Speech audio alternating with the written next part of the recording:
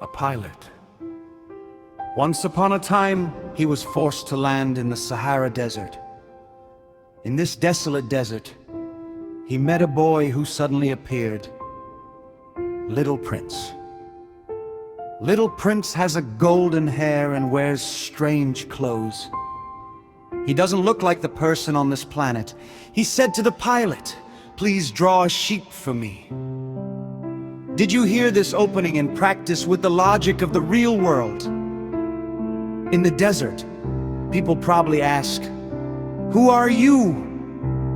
Why are you here? Do you have water?" But Little Prince asked, "It's a sheep." This question mark is the entrance to Little Prince. Are you an adult living in reality or a child who still has the ability to fantasize? The pilot drew a few sheep for him. Little Prince was not satisfied. In the end, he just drew a box and said, "The sheep is in it." Little Prince was satisfied. He believed that the sheep was in it, not that the box was empty. This is the real common heart. It's not what you see, but what you believe. Little Prince slowly told the pilot his journey from his planet to travel across the planets. He came from a very, very small planet, planet B612. There were only 3 volcanoes in a rose he loved on this planet. He poured water for the rose to block the wind. Listening to his useless words, he gradually began to feel tired. The rose was very proud. It didn't say easily, "I love you." It only expressed dependence in reverse. He didn't understand and didn't learn to wait and be considerate, so he chose to leave. So he started a journey between planets, like every young man who misunderstood love.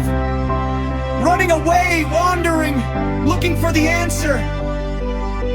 He visited 6 planets in a row. There was a king living on the first planet.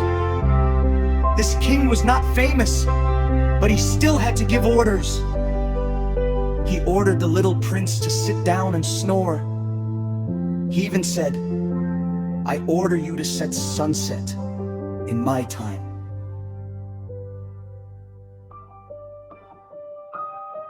He is a symbol of power, but his orders are meaningless. Antoine laughed at those officials who only had positions, but no power.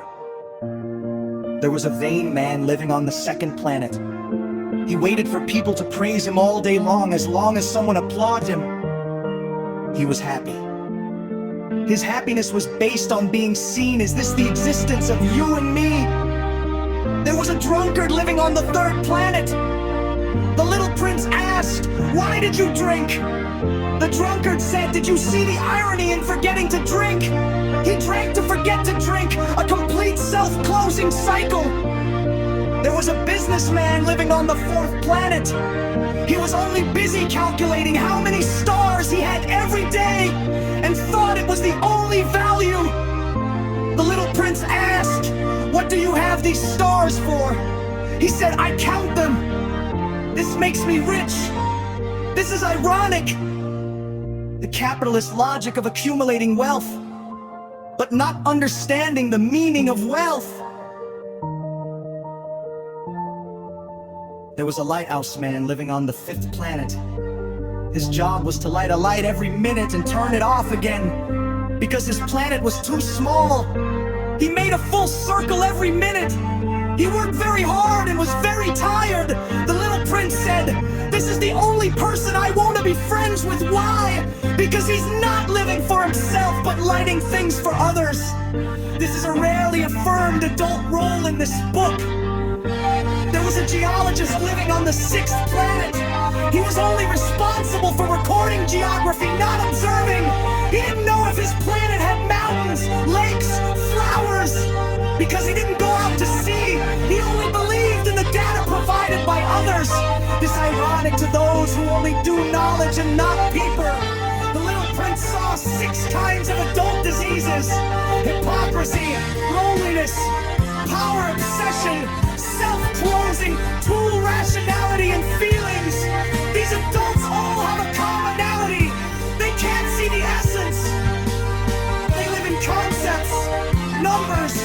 achievements, but they can't see the flower in their hearts. You think this is just a joke in fairy tales. In fact, it is the dissection of the adult world. It's like Eckhart Tolle's eyes in The Little Prince. He said, "You adults are really weird. We live more and more socialized, but we are getting farther and farther away from people."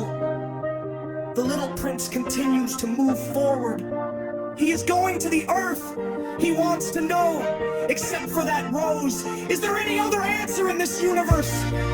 And the next earth journey will change him completely. The Little Prince came to the earth. He thought the earth was a very small place. As a result, he was shocked as soon as he landed. There are thousands of mountains on the earth, tens of thousands of stars and countless cities and people. What brought the heart most was that he saw a whole rose garden full of the same rose on his planet. He was stupid. He thought his rose was unique, but now he can see it's just one of thousands of roses. He suddenly felt very disappointed. He even began to doubt if I left home for such an ordinary rose. This is the first time he felt lost in the human world. And then he met the fox. Fox is the most philosophical character in the whole book. There is no. Fox is the most philosophical character in the whole book. There is no doubt that he doesn't talk about reason. He only talks about relationships. Fox said to the Little Prince, "You have to train me." The Little Prince asked, "What is training?" The fox said, "It means to establish contact. When we don't know each other, you are just a child to me, and I am just a fox to you. But if you train me, we will be different. I will start to care about your footsteps, and my heart will beat faster when I hear your name. And you will know that in this world, only a fox like me will look at you like this. This is the truth of the relationship, not how special you are, but I am willing to make you a special existence. Training is a choice, a promise, a process of slowly watering, slowly approaching, slowly waiting." The Little Prince understood. He understood why he couldn't leave that rose.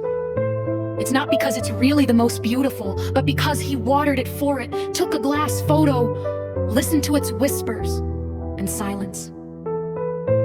He devoted time and thought to it.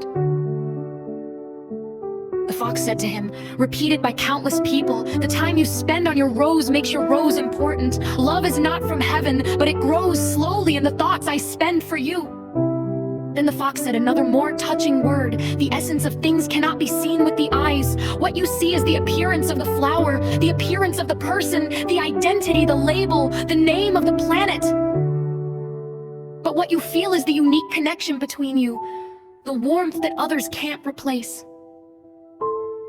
The Little Prince finally understood that the roses in the garden were not his roses because he had never done anything for them. But the one that really belongs to him is far away on another planet and may be waiting for him lonely and stubbornly. The fox finally said, "You have to be responsible for everything. This sentence is like a blessing and also like a curse." He said, "Once you have a real connection with someone, you can't get out of it. That is a responsibility, a memory, a part of you that will never disappear." The Little Prince said goodbye to the fox and went back to the pilot. At this time, the pilot was repairing the plane, worried that his life would end here.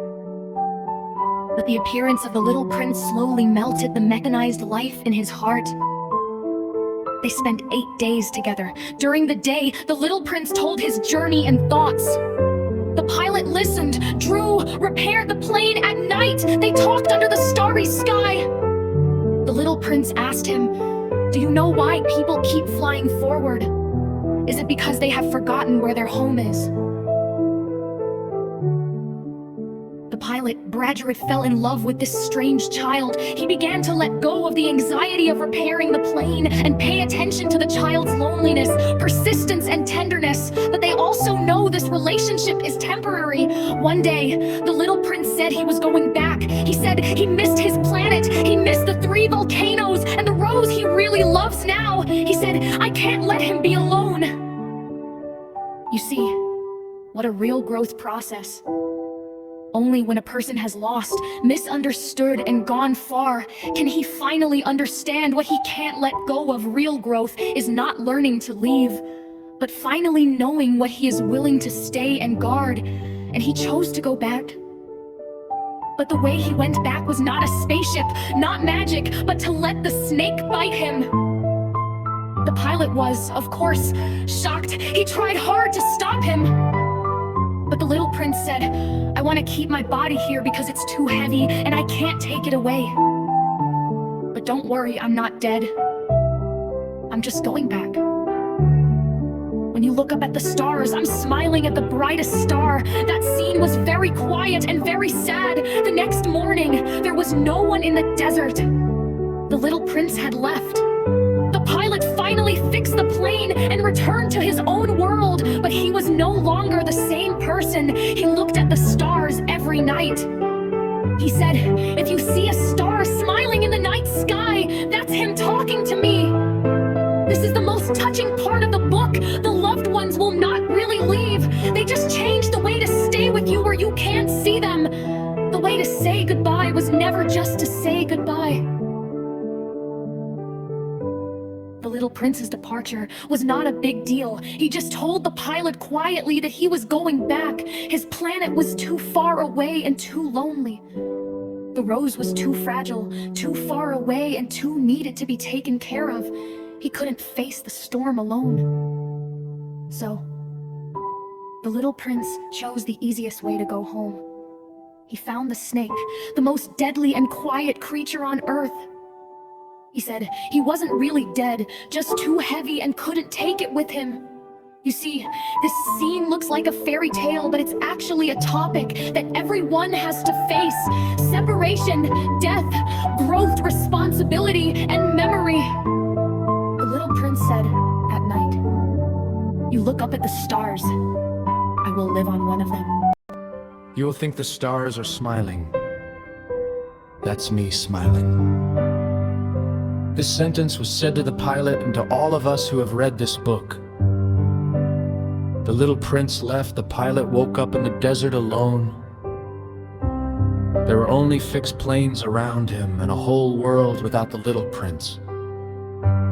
He took the plane home, back to the world of adults, back to the logical, efficient, dreamlike place. But he was no longer the pilot he used to be. Because a golden-haired boy. From that day on, the way he looked at the stars changed. He used to be a pilot. He looked at the stars to locate and to find directions. Now he looks at the stars to miss. He said, if one day, one night, you see a star in the sky smiling at you, that's him. Some people say the little prince is like a fairy tale for those who are trapped in life. He doesn't tell you to escape reality, but to remind you that you still have imagination, a soft heart, and the ability to love someone. The most repeated sentence in the whole book is adults are really strange. The little prince has only one reaction to the king, the vanity, the businessman, the geologist, and the drunkard. They are really strange. Why is it strange? Because adults always only look at the outside, the familiar things. What do you have? How much do you earn? What identity do you have? They forget how to feel, to wait, to believe. They can't see the unique rose. They only see a few petals of it. They don't go to raise a fox. They only ask, what's the use of raising it? They always ask how much this is worth, but never ask how important. But the little prince tells us that the real important thing is invisible. It's the person you want to see. It's the conversation you suddenly remember on the way. It's the thing you have paid time and effort for. It's the relationship you are willing to protect with responsibility. This is what the little prince taught us. The real important thing is not having, but the relationship. Have you ever raised anyone? Have you ever been raised by anyone? Have you ever felt that that person is gone and the stars are all silent? That means you also have a little prince in your heart. This book has been published for 80 years and it hasn't lost its effect. Even if you didn't understand it, read it again, it will still gently point to the softest part of you. It reminds us not to be a businessman who calculates all day long, a king who orders everything, a geologist who gets drunk every day and numbs himself. Don't be a geologist who only writes notes and never loves. In the end, we all have to live as adults like pilots, but we should still have a little prince in our hearts. Even if it's just a little, even if it's just a smiling person, you are welcome to recommend this book to the person who understands you. Maybe he is your little prince. Maybe you used to be his fox. See you next time.